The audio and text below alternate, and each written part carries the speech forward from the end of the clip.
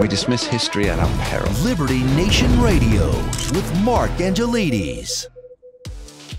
Canadian provocateur and Professor Jordan B. Peterson is under fire. What for? Was he delving into malpractice? Was he mistreating patients? Or was he upsetting the governing body of his profession?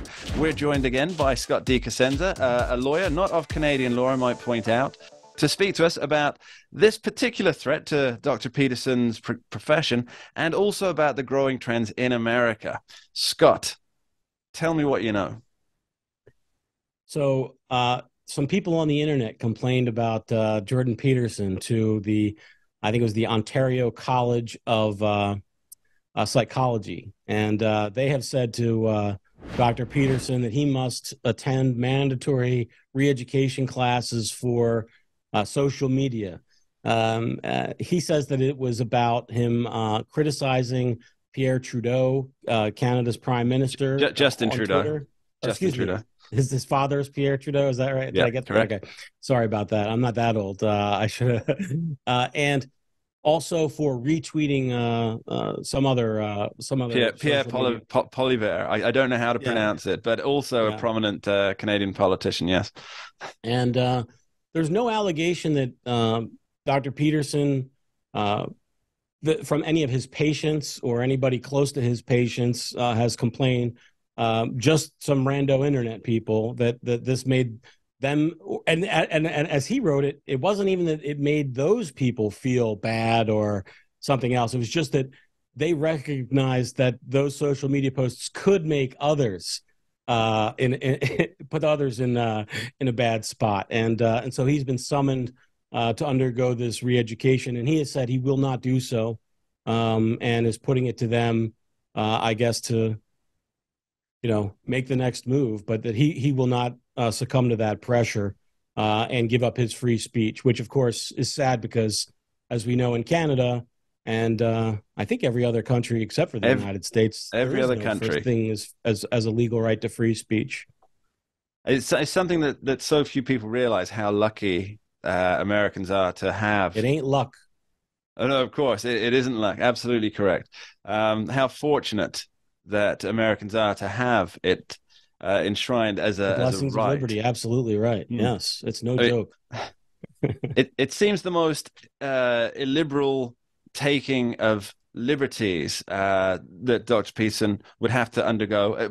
It's quite simply, it's a struggle session, right?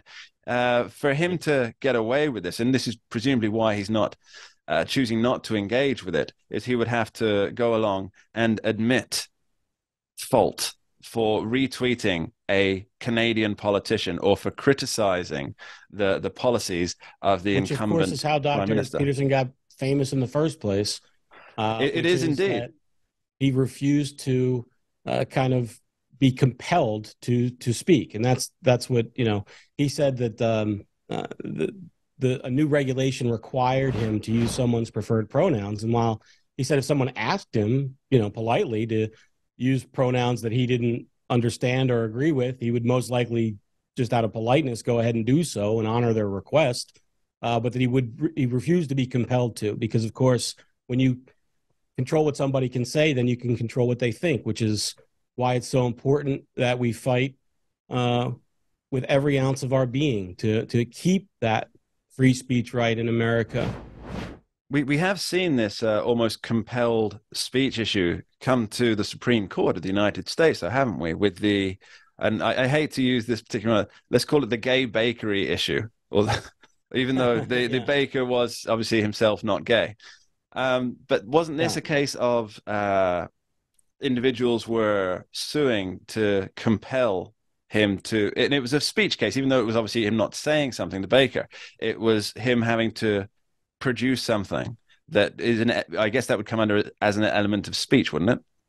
We're waiting, Mark, now for the Supreme Court to resolve a case of a website designer, and that's sort of the redux of a redo of the Masterpiece Cake Shop decision, which we never got a really clear answer on from the Supreme Court due to some basically they took a hard left, and that's not an ideological statement. I just mean exit stage, whatever, by not ruling on those contentious issues in the Masterpiece Cake Shop case, because Colorado authorities were so hostile to religion generally that they were able to rule without addressing that fundamental question. But we're expecting to see them actually rule on it in the form of whether or not a person can advertise for wedding website design services, and also indicate that they don't wish to design those services for people who are engaged in same-sex marriage because of their sincerely held religious beliefs. Now we're going to have to see, but that's the pitting of it, whether it's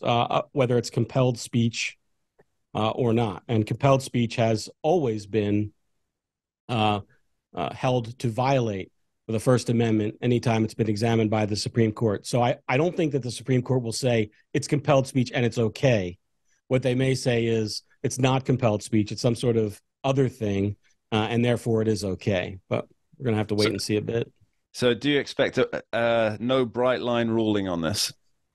You know, I have such a emotional and a professional interest in seeing a bright line rule. It's hard for me to be objective on that point.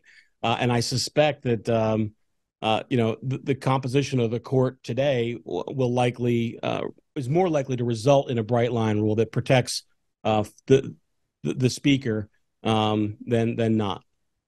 Scott DiCosenza, we will continue following this case and many others as the Supreme Court session rolls on. Scott, thanks ever so much for being here. Thanks, Mark. And that's almost all we have time for on this week's edition of Liberty Nation Radio here on the Radio America Network. I'd like to thank our guests, Andrew Moran and Scott DiCosenza, and extend my deep appreciation to you, the listeners, for taking the time to join us here. My parting shot for this week comes courtesy of noted author Gore Vidal. He said, quote, "Of course, it is possible for any citizen with time to spare and a canny eye to work out what is actually going on. But for the many, there's not time.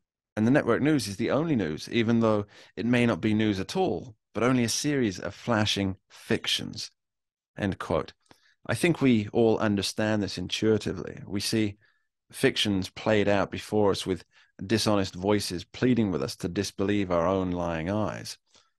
And if we do summon the strength and the critical thinking to refuse, to not accept the narratives they present, we're deemed enemies.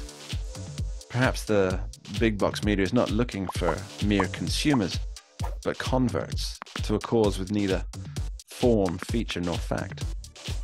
Thanks for listening. We dismiss history at our peril. Liberty Nation Radio with Mark Angelides.